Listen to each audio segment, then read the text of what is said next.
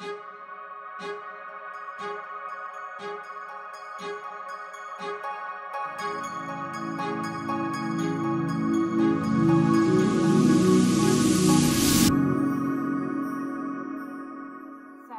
afternoon and welcome to Kitty Talks. We share inspirational life stories that inspire you to create yours. And today I have with me the beautiful Gail Schock. Hi everyone, lovely to be here. Gail and I have been having a giggle before we started this one. So I said to her that she's going to be my giggling episode. But to introduce you to Gail, Gail is a Lioness of Leadership. I love that. A modern teacher and writer in spirituality. So Gail, welcome. Thank you so much for joining us. It's a total pleasure, and thank you for the introduction as well. Much appreciated. And we are actually neighbours as well, which makes it even more exciting. We live in the same town, don't we? I know we do, and I love that, and I know we'll talk more about this. But the synchronicity of the universe is never in error. So it's no mistake that that's ended up happening. Yeah, that we met and had a lovely coffee, and now we're sitting having this conversation. So I'm happy about all of that, basically. Absolutely, and you will get to hear later in the interview. But Gail has the most amazing transformational journey, which is obviously why I wanted her to come and talk to us today.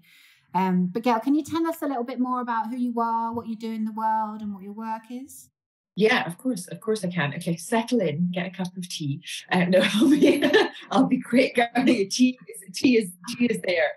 So right now, what I'm doing is working. I mean, traditionally, I'd be referred to as a coach or a mentor. I'm very much working with the majority of women who are really either in a place, and I do work with some men as well, but it has to be said it's predominantly women. But I do, we're working with people like you're probably out the starter gates. You've probably spent maybe a good 5 or 10 years on yourself. You'll have read lots of the usual movers and shakers like Daniel O'Rourke, Gabrielle Bernstein, Marie Forleo. You'll have done Marianne Williamson's. You'll have done the work, but you'll be wanting something a little bit more, which is essentially where the Lioness of Leadership kind of title comes from, because that's me, kind of lion-hearted.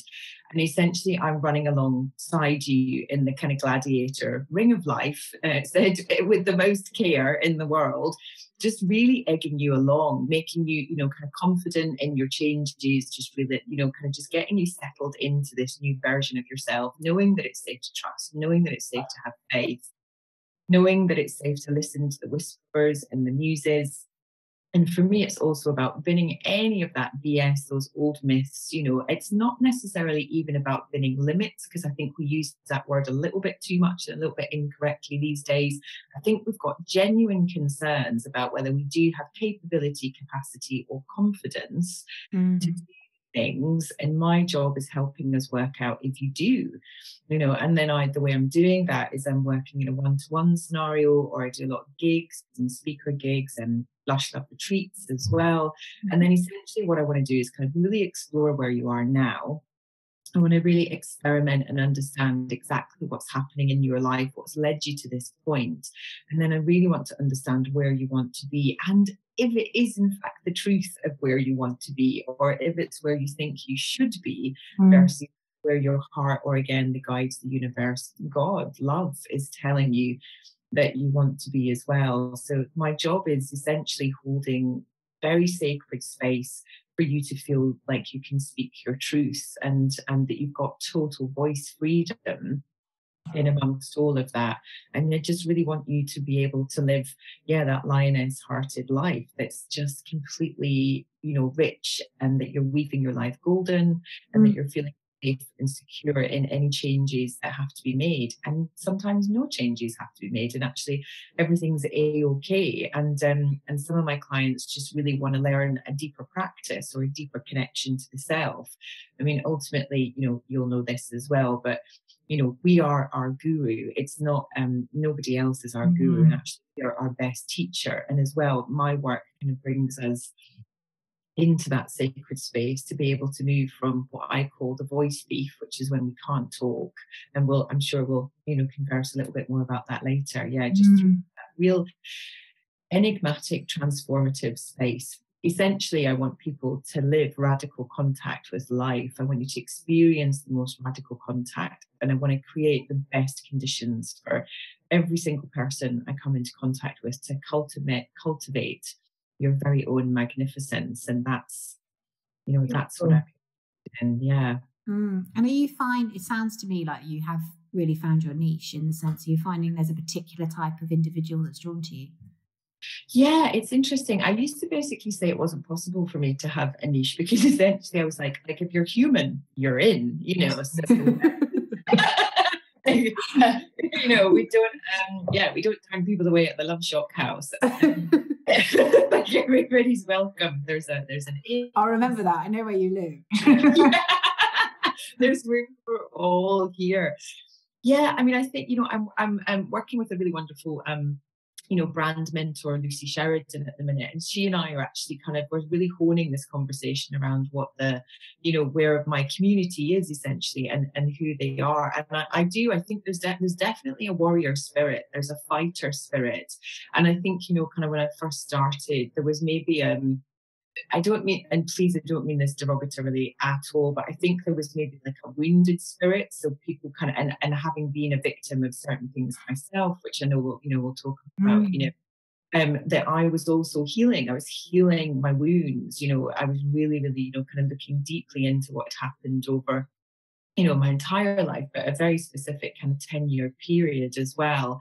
And, I think what was happening is, there was this recovery, if you will. There was this, this wound that needed to be healed, almost a fallen healer, if that makes sense as well. So people maybe they've had like 6 Reiki sessions, and they've probably been to a couple of conferences. They've definitely read Hay House books. They maybe have had their chakras and auras read and that stuff, but they're not really diving deeply into anything. Whereas now what I'm really seeing, and I think as a reflection of my own devotion to this work and the trust in the work that I do in helping people and solidifying what's possible for people, that actually what I'm getting are really mature, quite powerful men and women who, although they might be in pain, they really recognize it, and they recognize that it can be healed and they can move on from it.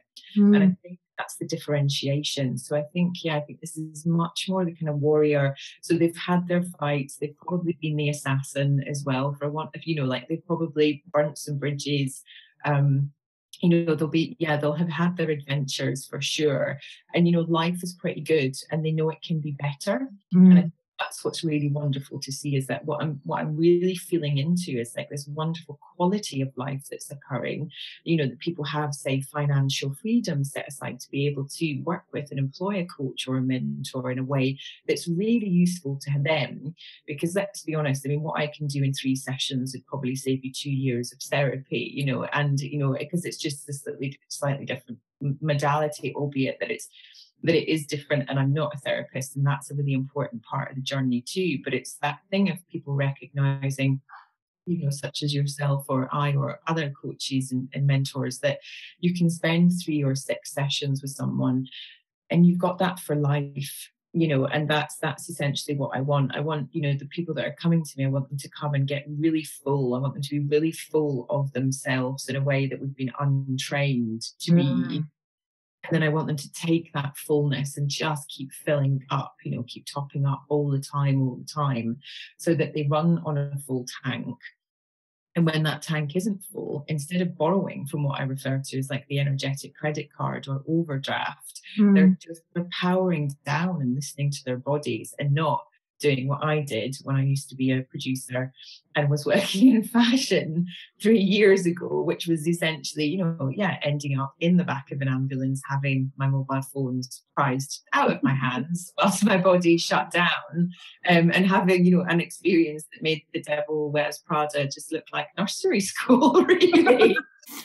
So, yes, absolutely. I think we should definitely tell our audience a little bit more that. So when Gail and I met for coffee locally, she was telling me her transformational journey, and I was like, oh my God, you were literally the devil in like The Devil Wears Prada. So can you take us back? Can you take us back to your kind of early career and explain how you've ended up where you are today?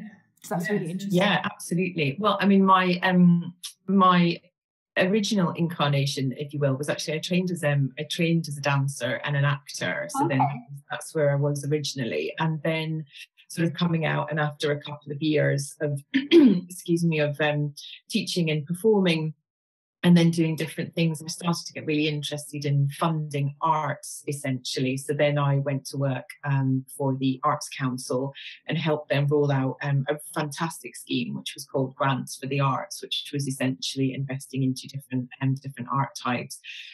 Alongside that, I was also starting my coaching training, and just really kind of started to work with different people, but lots of artists, and again, helping them take an unclear vision through to a clear vision, and then ensuring that they were getting funding. Oh, interesting. So that's kind of what you're doing later in life, but you were doing it in a different guise earlier on. Yeah, definitely. From there, I then went on to work with what was the Community Fund, which then became the Big Lottery. And again, very, very similar, but I started to work more in the equality department, and just becoming much more interested in essentially again how people were handling humans, essentially, like what happened when you made an application, where did that go to? And then the statistics around that. From there, I then dived into a very deep and large dance contract in Surrey, in England, and then became a dance development manager for a large county, but raised millions of pounds essentially, and had a team of about 35 dancers. And then we would go out and teach, and we'd do lots of things like stopping truancy in schools, working with lots of boys projects to get them moving, like taking that unchanneled energy and physicalizing it essentially. And that has also become such a big part of my work, because if we don't embody what we're learning, it's really difficult. It's just all becomes too heady essentially. Then from there, I was essentially doing more and more fundraising and more working for local authorities and different projects, and then went on to London 2012, and so was a creative producer with London 2012, and co-created a lot of the torch relay around the Southeast region. Oh, wow.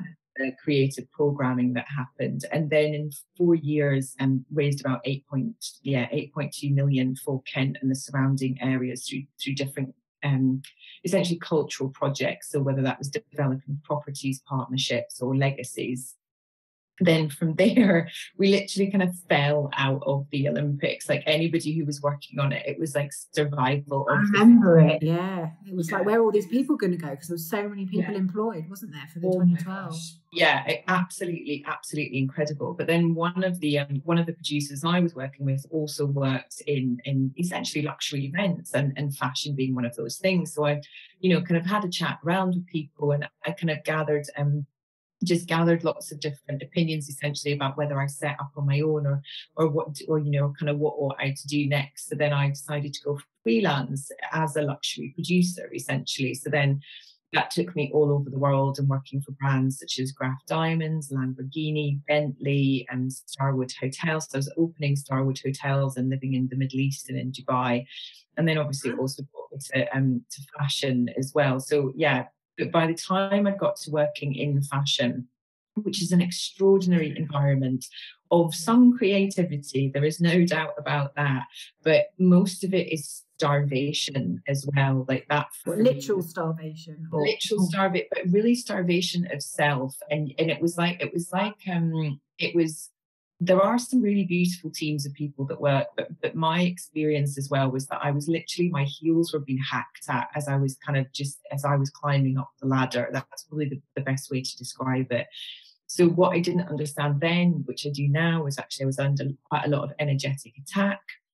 There was a couple of women who were really out to get me and who just didn't like me. They didn't like that essentially, the heart of who I am is that there'll be a million solutions, everybody, and we'll find one that works. So let's go, and that was I think that's quite threatening. And then they perhaps knew a bit more about, say, fashion and design and style, and they just couldn't really deal with probably this, curvier than usual, more colourful, patterned creature that was turning up, kind of every day.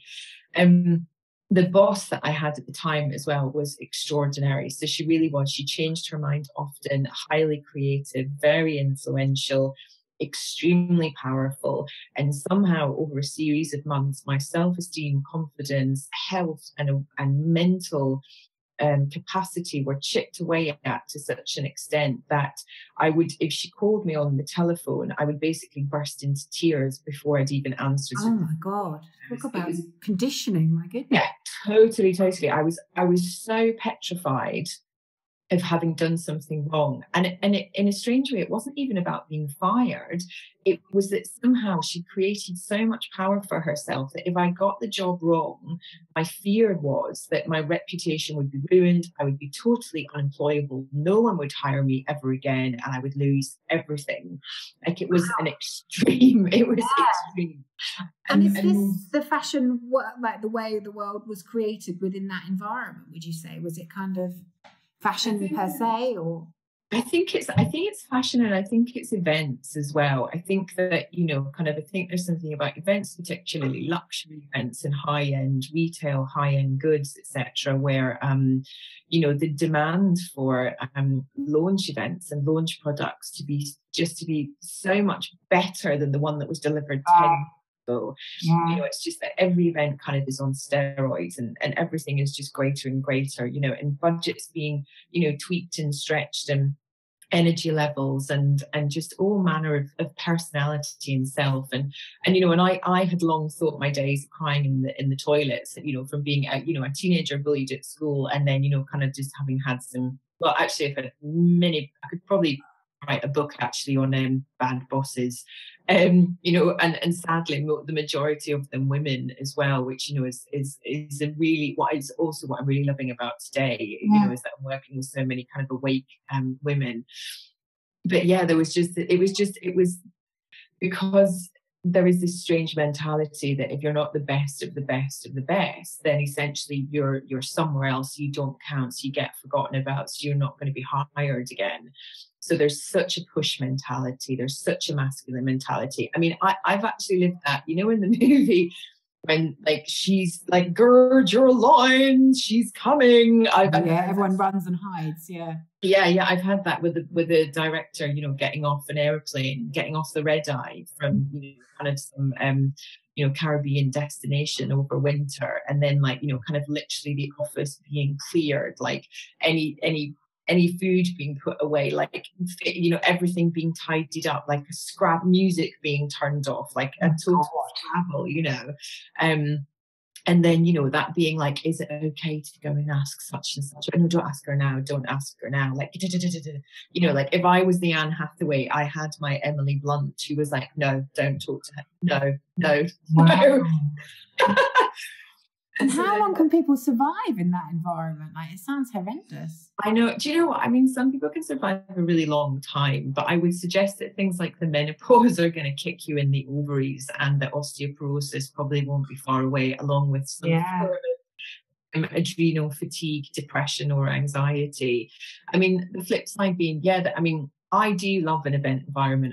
I really thrive in that, right, what have we got to do? How quickly? Again, I'm very solutions focused. I'm very much like, I don't care how it went wrong. I just care about what we're going to do next. What do we do about it? So for me, actually being on site, on set, which is why I do so many gigs essentially as well.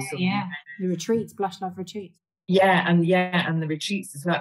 For me, there's nothing more enjoyable actually than creating something that's originally in the imagination and then bringing it out. That's the style side. That's the style, and that's the bit of fashion that I love. But basically, I was working on 2 enormous gigs that really, truly no other producer would have been asked to do these 2 gigs at the same time with very, very high flying clients.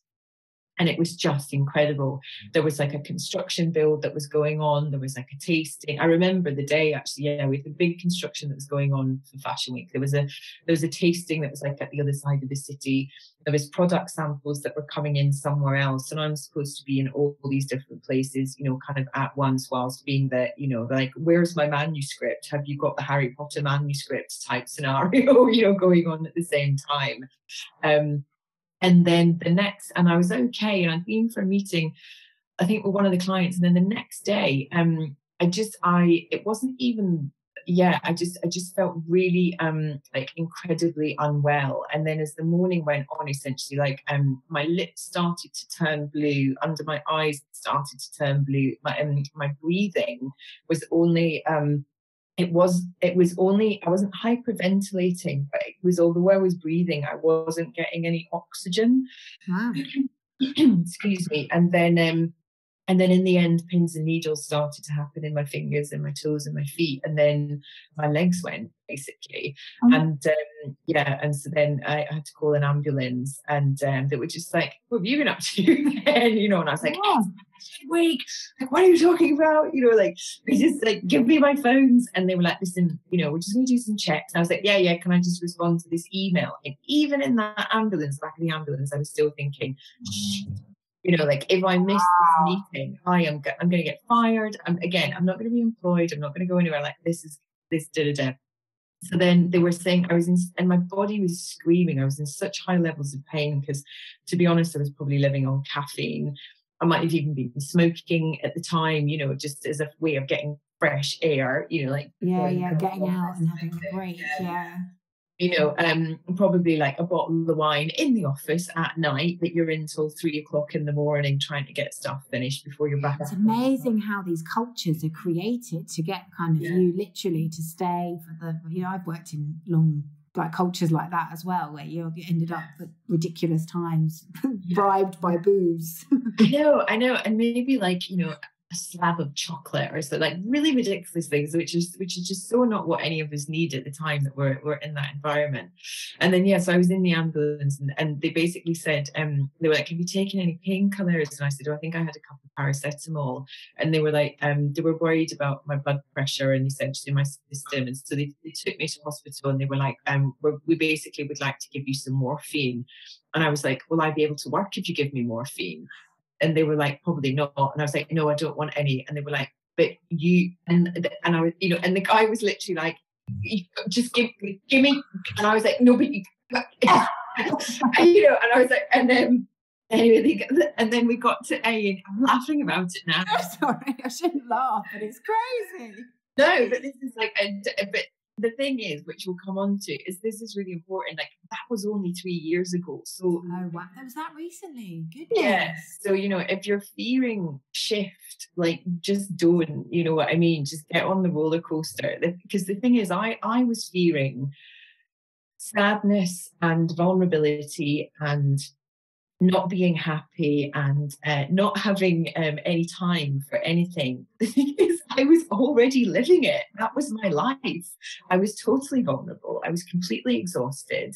I didn't know whether I was coming or going. I was the unhealthiest I'd ever been. You know, I just had so much fear. And then when I was in, you know, they take you into those little kind of cubicles in A&E, and then my lovely husband came sort of a few hours later after I'd been, you know, kind of checked, and they were like, we really want to keep you in. And I was just like, no, I just don't think that's going to be possible. And whilst they were saying that, I was saying to James, like, my husband, I was like, can you just reply to this email? Can you pick up that phone? And he was like, no. And I was like, can you just tell them, like, I'm going to be 2 hours there? And they were like, no. And then sure enough, I checked myself out. We left A&E, and at 9:30 a.m. the next morning, I was in a client meeting. Oh my God. You know, being like, no. And one of the clients, she pulled me aside, and I remember her saying, is everything all right? And I was like, oh yeah, just a bit of a blip yesterday. And she was like, okay, fine. And then about a week later, she got in touch with me because I think my assistant had said to her, you know, Gail didn't actually have a hospital appointment. She got taken away in an ambulance. And she to hospital. Yeah, to hospital. And she was like, no job is worth this, Gail. She was like, oh, wow, that's great. She was like, we wouldn't be without you. And she was like, but no job, you know, is kind of worth what you're experiencing here. And I was like, yeah. And even then, still in denial at that point. Totally in denial. Yeah. I was like, did it. So then it was a few, I think I did some more kind of production work. And then I think towards the end of that year, I then had another basically horrific experience, but this time with a male director who had just, the bullying was just so, I couldn't even like have a conversation. So he was one of my voice thieves, essentially. Like when I went to to him, I was just, like, and he was just roaring that, he'd never seen such a BS producer, and I was the worst thing that had ever walked through the office door, and I was a joke, and who did I think I was? And at that time, I was still like, Shanti, that's his stuff, not mine. I'll just carry on listening and do my job, like the good girl act. And this, this is such a lesson in why being the good girl will kill us, essentially. And then, the project had got to an awful head, and he had me cornered in a production office on site. And I'd actually got to the point where I'd looked around, and the only thing I could see was my laptop. And I was thinking, if he physically comes for me, I'm just going to have to thwack him over the head with his laptop. And whilst he kindly showed me an email that he'd written to me about me, telling me what a waste of space I was, and that I should just go and work in a shop or something like that, because I was just such a disgrace to the industry. And at which point I went, right.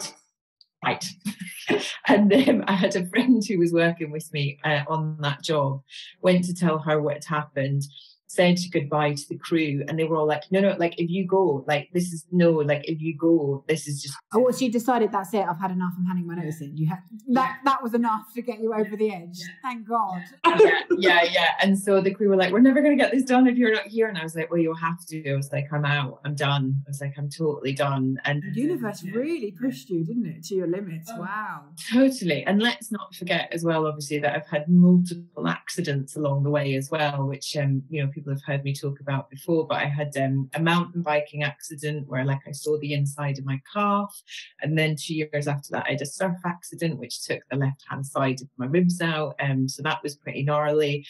Then I had a skiing accident which took my right leg out, and then I couldn't walk for 6 months. But that one was actually very helpful because I was also in a very disruptive and abusive relationship, and I knew, and that one, the skiing accident, was extraordinary because I really was picked up by the back of the neck and told, this is going to hurt, but we need you to go in a different direction, and you're not listening.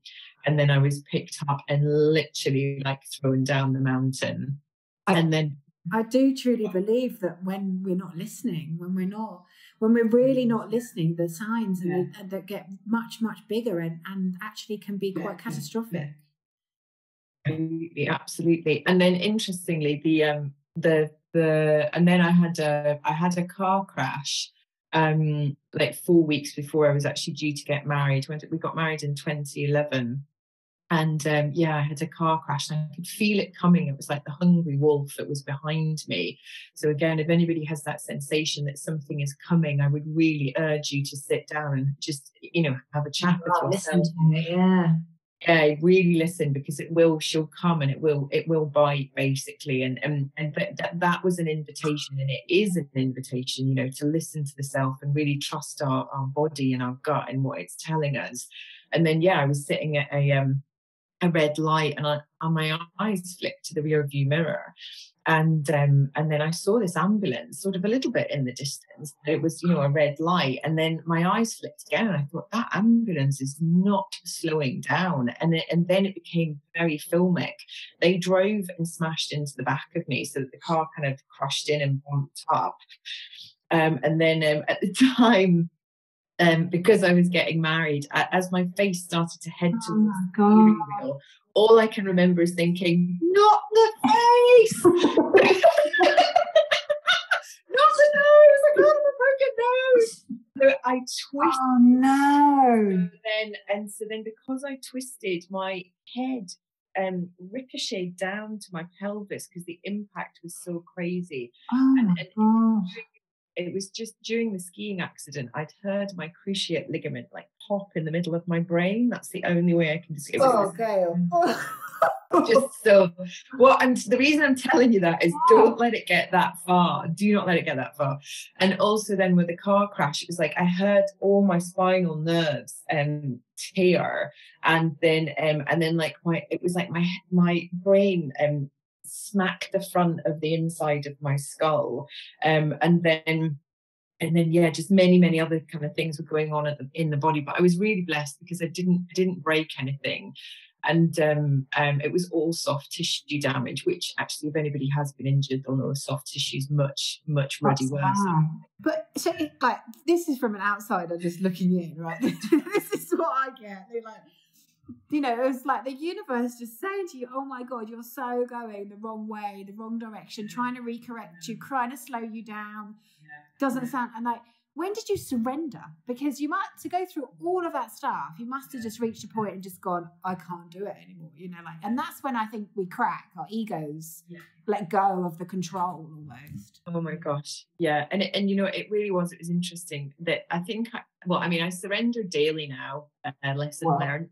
Also an invitation for everybody just to say I surrender at least once a day, because it I got goosebumps. Definitely. Yeah, just like get out of the way, because you know that you know, the car crash situation, which just to finish that, actually they were empty, thank heavens, so they could deal with me on site, which was very helpful. And but the driver said she felt her foot had been moved from the brake onto the accelerator. Oh my God. She had driven into the back of me. She was at 55. Wow. So it's almost like your guides or somebody had made sure. Yeah. And she was, God bless her, she was mortified, and she was like, I've been driving for 25 years and this is an ambulance. Jesus, that's like, it's one thing to be hit by a car. It's another, at least I suppose they could pick you up and take you on, but I know it was a thunk. It was an absolute thunk. And so then that took me back to the same A&E where I'd been in, where they were trying to prise my phones out of me. Except this time they taped me to a bed because they didn't know whether I'd broken any vertebrae or my neck. Wow. And I was taped to a bed. And this is all only 3 years ago. So the transformation, like, you've totally, completely transformed your life, your career, everything in a very short space of time. Yeah, massively. So I had it's interesting, you know, the kind of the unkind relationship that I had, because I've really come to peace so much with that. And so, you know, sometimes a lot of my clients have come through a level of abuse or domestic violence or gaslighting. It's something that I write a lot about, and again around the voice thief as well. And so, you know, that was a good decade ago, and actually it was the skiing accident which happened then.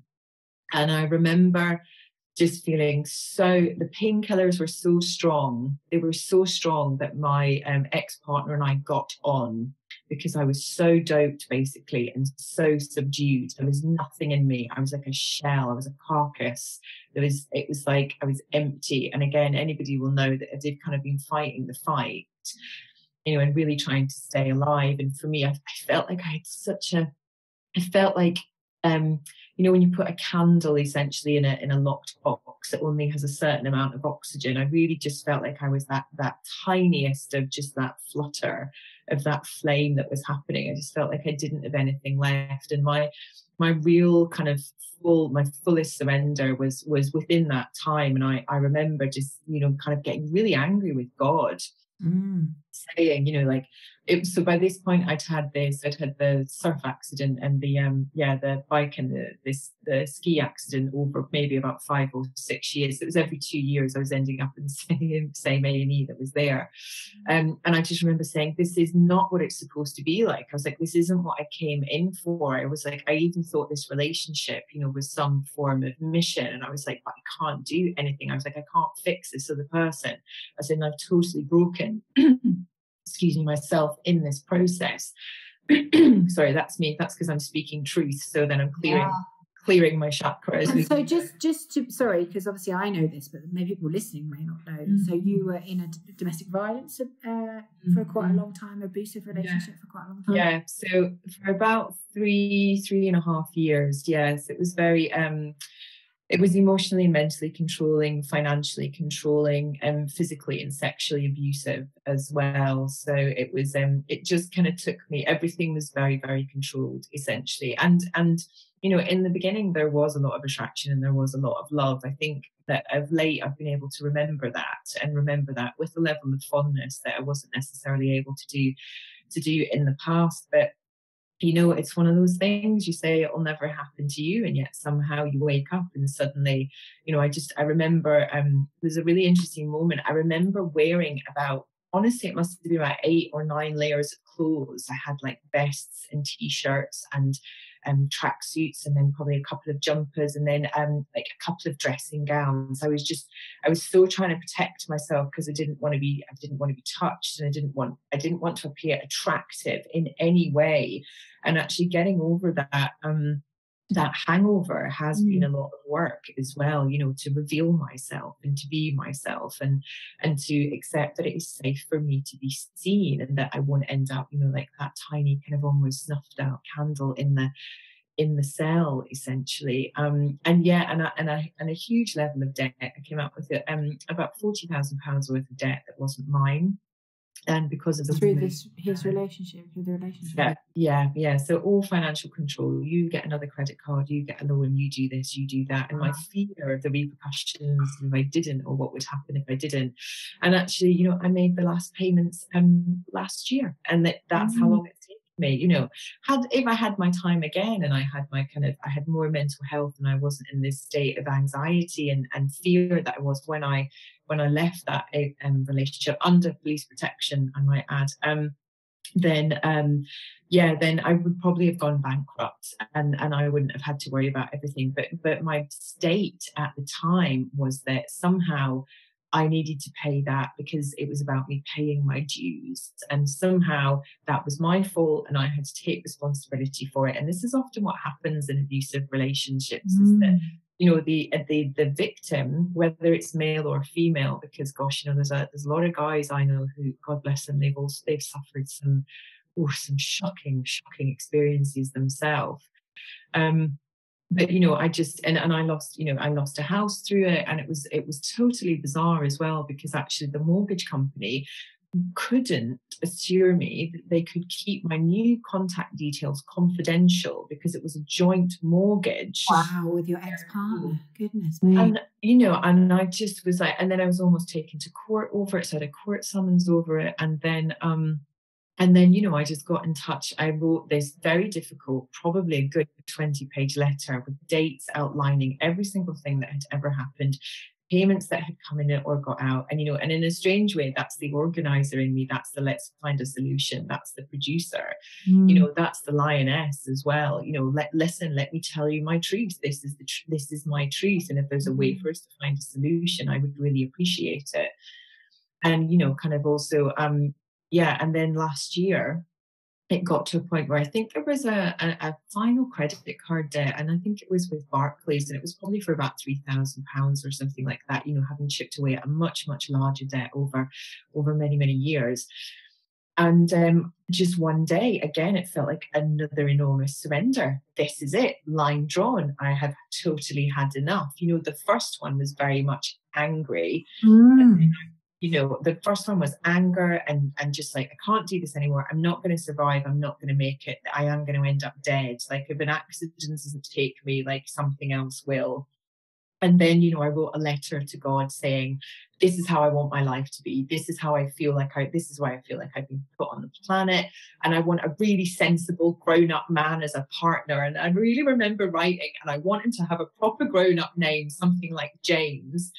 And true story, 2 weeks later, something like that, after I'd written that letter and had got out and whatnot, then I met this man called James. Wow. Then many, many months later, we started dating. And then, months after that, we were engaged. And then, as I think I'm kind of getting my life together, then I had the car crash, which was basically the universe saying, listen, you're doing okay in some areas, kid, but we really don't want you going into a corporate environment every day. You've got these gifts, these talents. You've been, and all through everything as well. So I trained as a Reiki master teacher. I trained in emotional freedom technique before anybody knew what it was.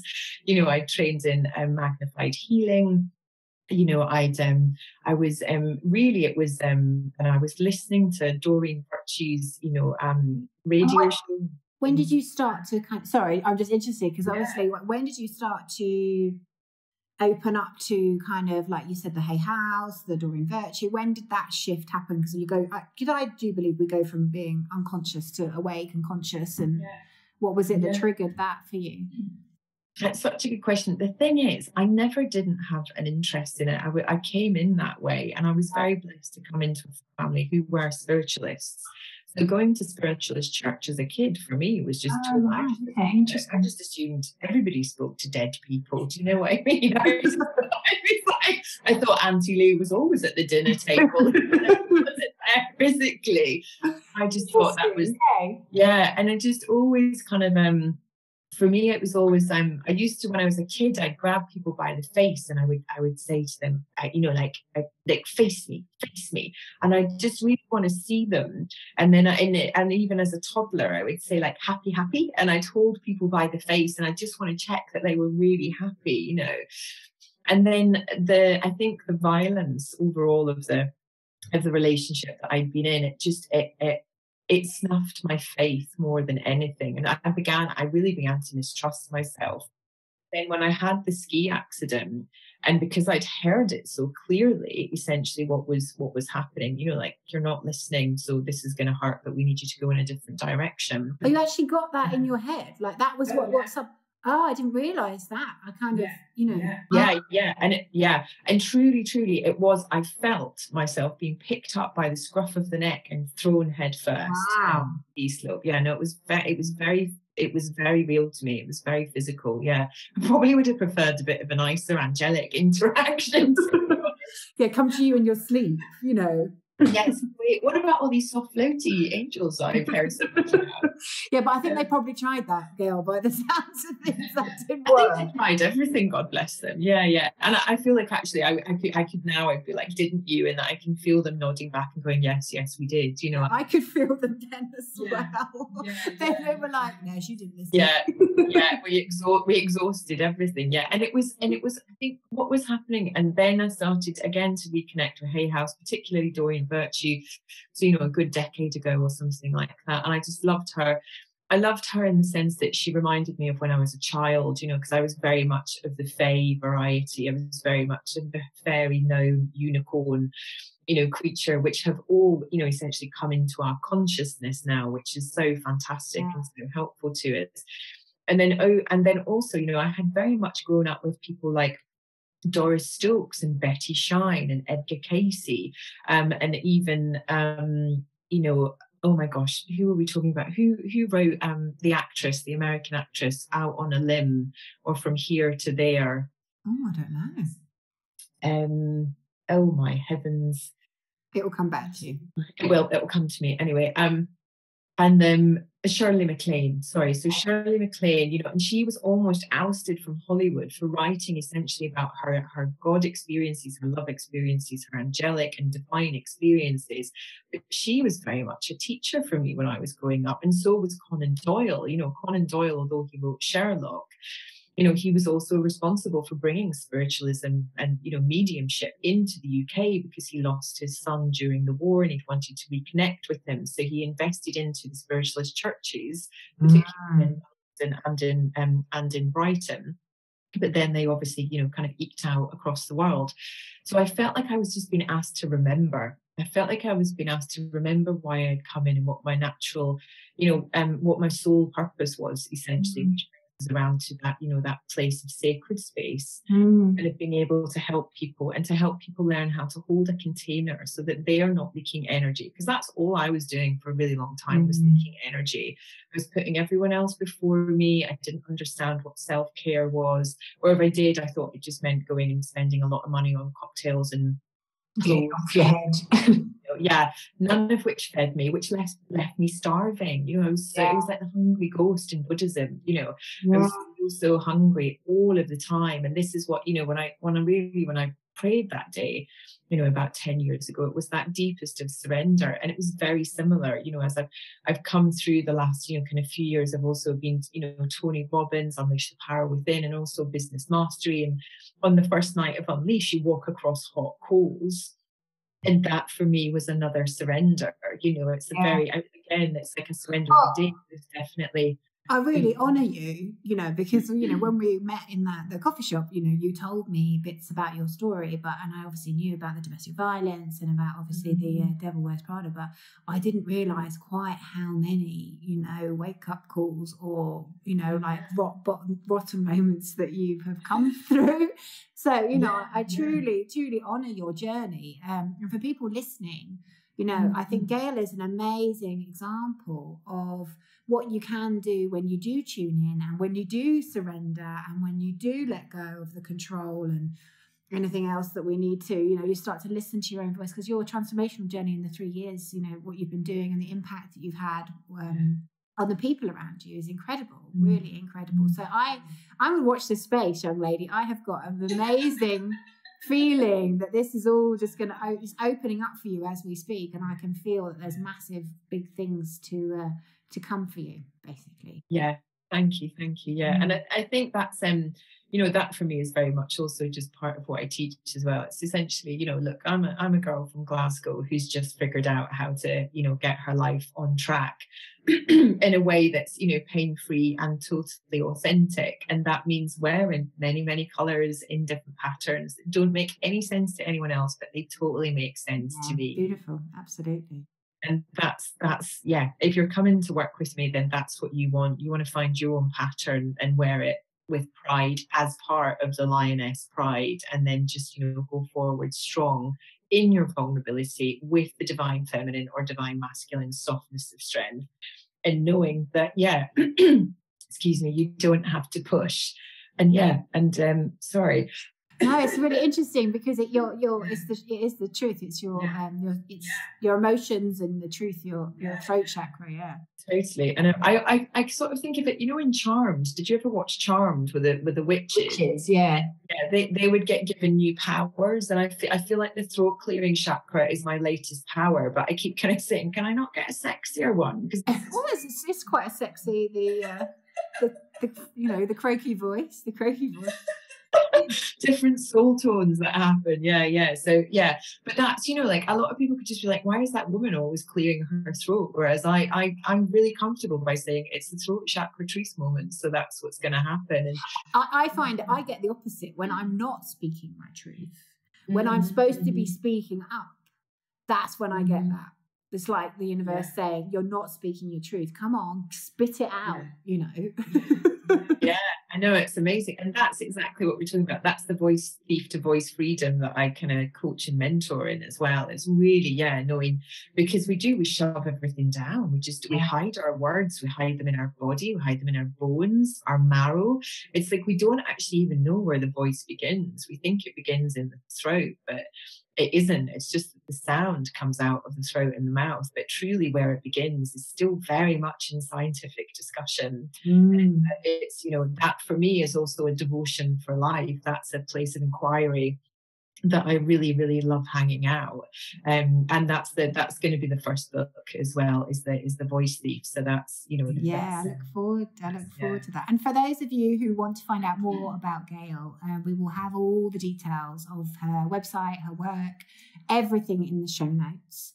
But Gail, I just want to thank you for coming on and being so open about everything that has happened, because I know your journey and you sharing your journey will really help others. So I really honour you for being so open about it. So thank you so much for joining us today.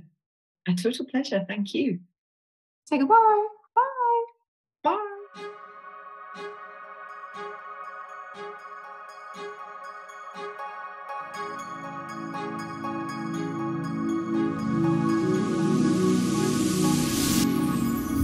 Thank you so much for listening to Kitty Talks. Be sure to head over to our kittytalks.com website and become a member of our exclusive club, and you'll get free interviews and access to our private Facebook group, exclusive webinars and secret success interviews. See you there.